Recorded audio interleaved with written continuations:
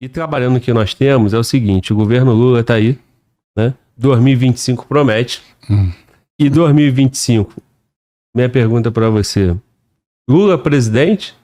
Lula é só um fantoche, né? Quem é que vai tocar esse Brasil? Já tá na mão do sistema por completo. O Lula só serviu para ganhar a eleição em 22. Qual é a tua leitura do Lula, né? Da pessoa do presidente atual? Olha, sabe o que eu acho impressionante? É que hoje tem um discurso que o Supremo Tribunal Federal, o Supremo é de esquerda. Eu acho que o Supremo é centro, não é esquerda, tá? Por quê? O Supremo nunca gostou do Lula. Não é à toa que quem acompanhou a Lava Jato, quem acompanhou que teve decisão do Supremo, quem acompanhou o Gilmar Mendes falando que o PT era uma cleptocracia. Mas o que eu tenho de visão hoje? O Supremo Tribunal Federal precisava de alguma coisa para barrar o discurso do Bolsonaro, porque o discurso do Bolsonaro cresceria. Ele cresceria. Então eles precisaram resgatar das catacumbas, né, do inferno ali, uma figura para enfrentar o Bolsonaro que tivesse um apelo político suficiente para justificar uma derrota do Bolsonaro. Não tinha outra figura que fosse fechada, que fosse tão apta a fechar acordos quanto o Lula. Então eles ressuscitaram o Lula. A minha visão é que o Lula hoje tem uma fatia do bolo, mas a faca não está na mão dele. Né? Então a minha visão hoje é que o Lula sabe que ele tem tantas coisas nas costas, ele sabe que o próprio Supremo tem tanto poder que para ressuscitar qualquer um dos crimes, inclusive recentes, tá? Tem coisas recentes aí, que possa ressuscitar isso e mandar ele de volta para onde ele estava nas catacumbas de Curitiba, é fácil.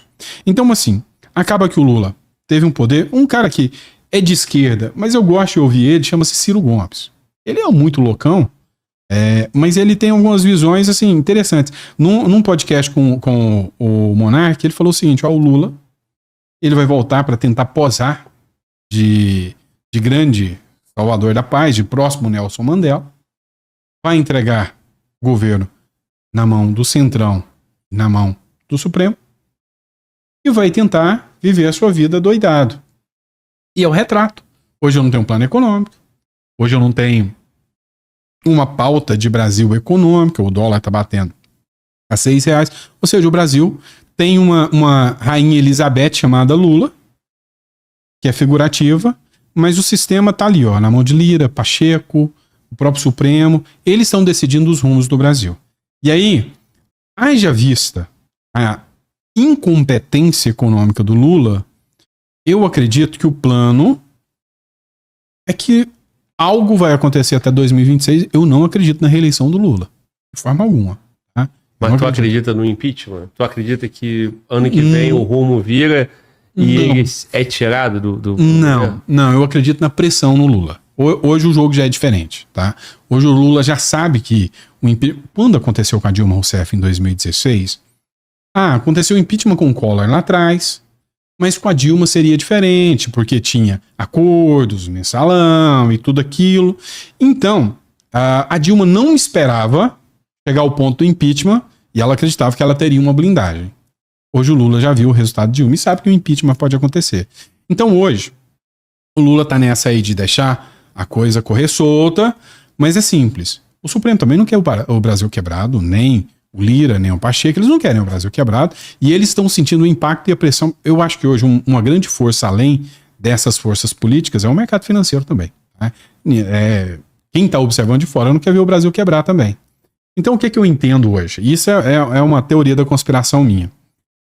Hoje, eles só chegam no Lula e falam, você vai fazer assim, senão você cai.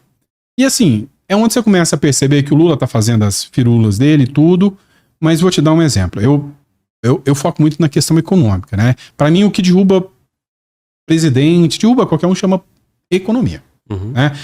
Mas vamos falar da pauta, não sei... Não, é economia. O dólar bateu 6,9 hoje. Tá? O que aconteceu hoje? Só você me permite entrar na pauta econômica. Por favor. O que aconteceu hoje? Olha que loucura. Nós temos a lei da oferta e da procura. É isso que define o preço. Você chega numa concessionária, tem 50 carros lá dentro para vender e tem 3 caras procurando, o mercado tá péssimo. Os carros não vão baixar de preço? Né? Tem muito carro para vender e pouco comprador, vamos baixar o preço para nós poder vender esse negócio. Agora, o mercado tá aquecido. Tem 50 caras, tá fazendo fila de espera pro carro. O carro vai subir o preço, não é isso? Lei da oferta e demanda é o básico. O dólar é um ativo, é um produto, tá? O que tá acontecendo? O Banco Central interfere, tá? Na economia. O que tá acontecendo? O Banco Central vendeu hoje, né, uma grande quantidade de dólar. Ou seja, nós temos as reservas de dólar, e aí, como eu te falei, que é como carro, né? O que eu fiz? Tem muita gente querendo comprar dólar. Por quê? Para fugir do real, que tá desvalorizando, feito louco. Então, tem muita gente querendo comprar carro. Exemplo.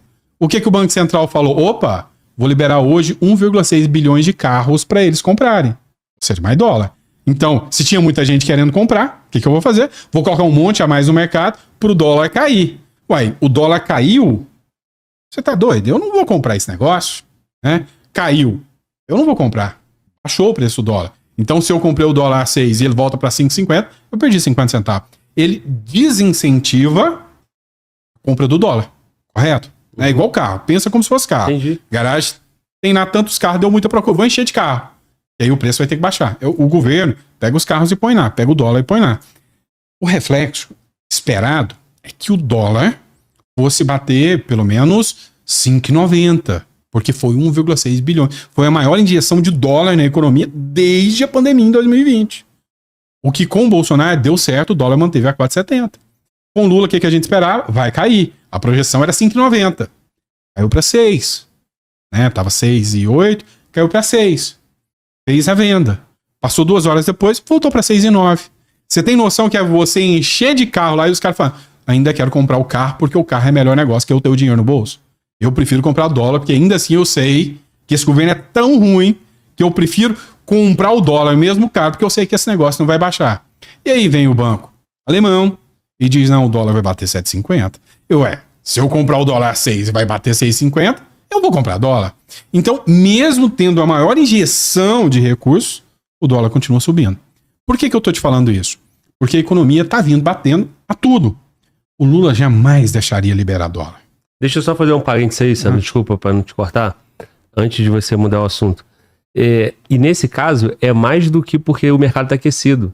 É porque é a certeza que esse carro, no teu exemplo, vai ficar ainda muito mais caro. É a certeza que vai ficar muito mais caro. Então, o cara tá comprando dólar porque ele sabe que esse dólar de 6,10 pode estar barato. Sim. Perto do que vai vir lá na Exatamente. frente. Então, assim, o negócio tá tão ruim que quando o Lula foi internado e operado, o dólar foi para 5,90. Ontem eu comprei 10 mil dólares, hoje eu comprei mais 10. Aí. Por quê? Porque a minha aposta, e eu sou um cara da economia, a minha aposta é que vai bater 7,50, eu vou perder dinheiro pra quê? Então, assim, é exatamente isso. É porque a negatividade em relação ao governo Lula é tão ruim que todo mundo sabe que manter o dinheiro em real é pomba.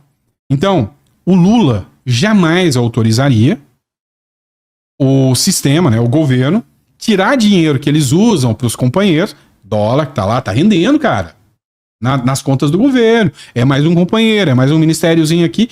Aceitou tirar. Foi o Lula? Lógico que não. Foi a galera do sistema, do mercado que pressionou e falou, você vai ter que fazer. Nós não vamos aguentar se o dólar continuar subindo. Porque você tem que observar que tem um rentista, que é aquele cara que põe o dinheiro para pegar o juro, tá certo?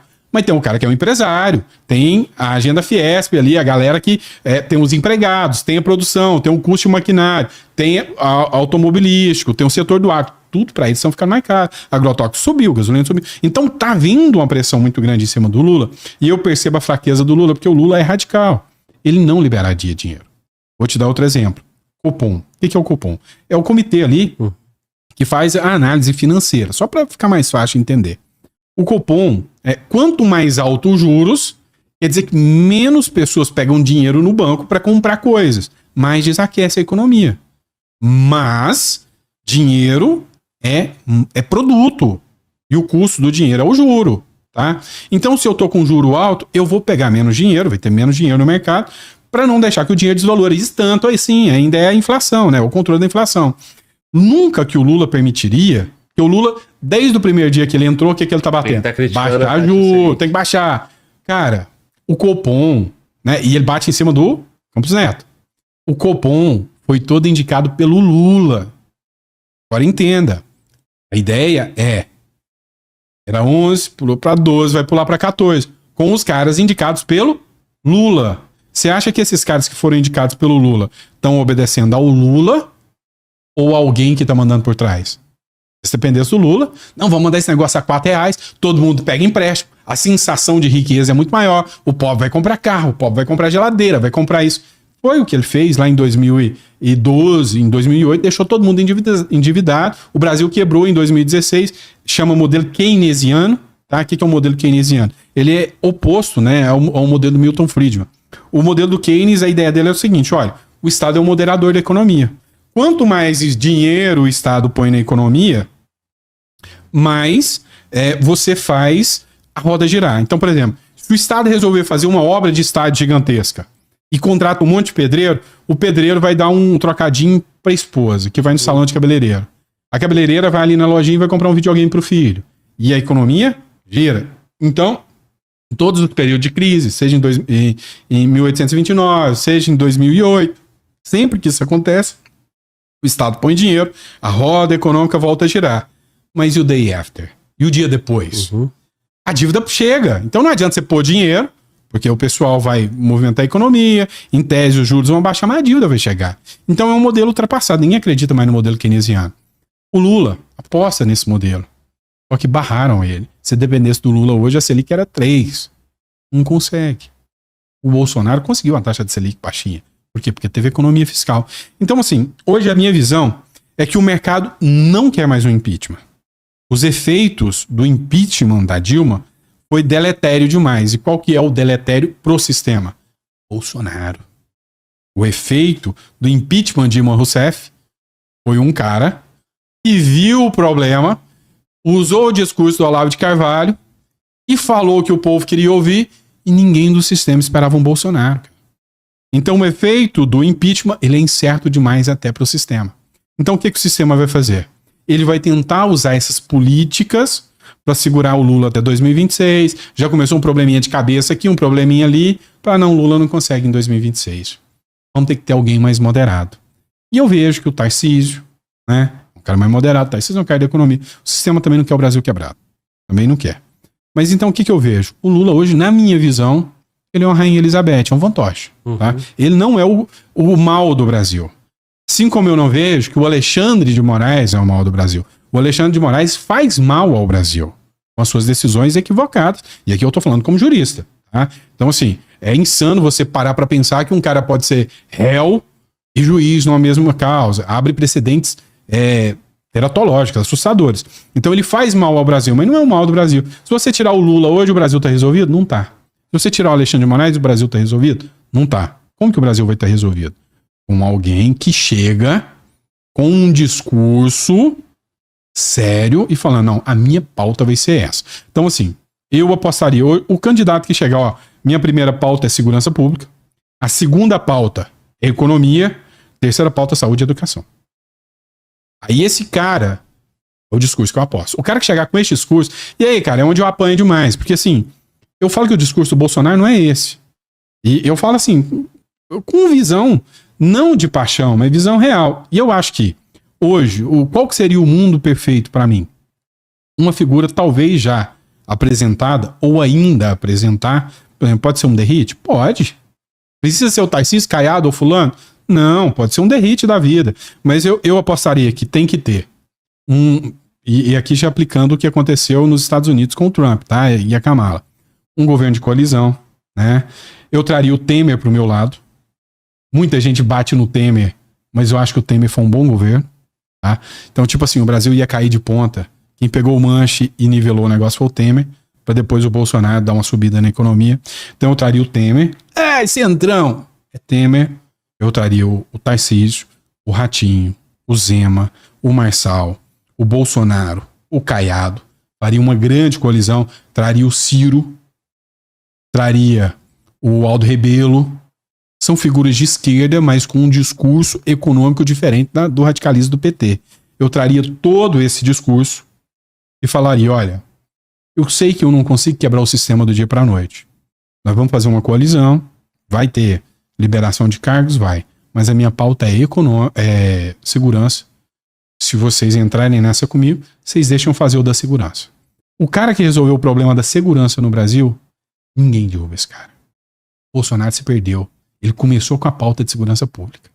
Ou você vai me falar que muita gente não batia no peito. Não, mas na época do Bolsonaro liberou arma, a criminalidade caiu. Não, matou muito menos. Você não tinha uma sensação de segurança maior com o Bolsonaro do que com o Lula? Vamos falar a verdade? Então... Sim. Muito, até por conta do que ele verbalizava, né? Até por conta Só isso já tem muito valor. Já tem muito valor. Então o bandido tinha medo de trocar, de pôr cara com o policial. Só isso. Pra você ver o poder do exemplo. Né? O poder do exemplo. Então, assim, o que hoje eu teria uma visão? Cara, eu traria. Batemos muito no Kassab. Com razão. Mas eu traria Kassab, eu faria toda uma coalizão e falava: olha, minha pauta vai ser primeiro a segurança, depois a econômica, por último, a hora que a minha reputação estivesse lá no teto, porque eu entreguei segurança e entreguei economia. Agora a minha pauta é corrupção. Foi o que o Bukele fez.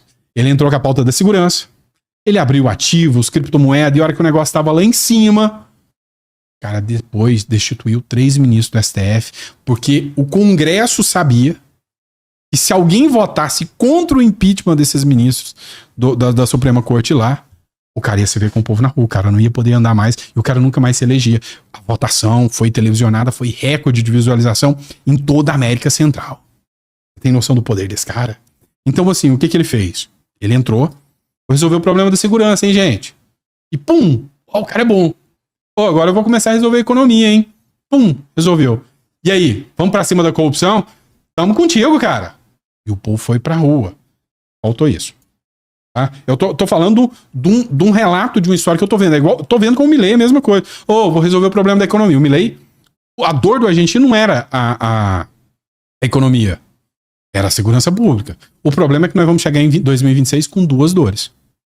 Segurança e economia. Cara, nós temos um ditado aí que é popular, né? Que é o rabo preso, né? Então, demais. O povo então... fala assim, esse cara não tem rabo preso. Né? Então, quando tu cita esse relato do Bukele, dá a sensação que o cara não tem rabo preso. Sim. O cara foi mexendo em todo mundo.